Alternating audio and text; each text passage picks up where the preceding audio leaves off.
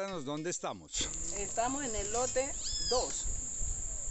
Venimos mirando los árboles del lote 2, que ya están casi igual con los del lote 1.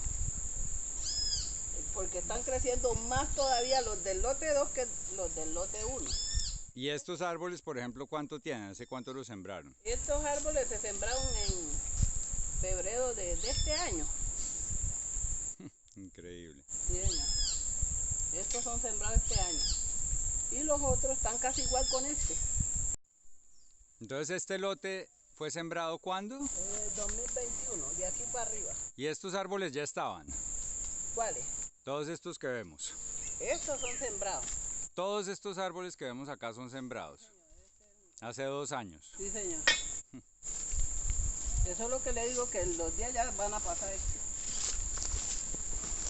Pero estos no están del mismo tamaño, estos están mucho más grandes. Ah, claro, están más grandes, pero casi los alcanzan.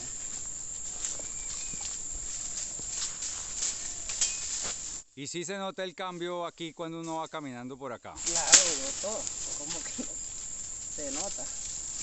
O sea, esto antes era todo potrero. Sí, señor. Todo esto era limpio. Mire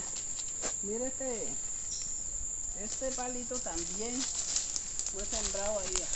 Mire dónde está. Va para arriba. Mire este otro.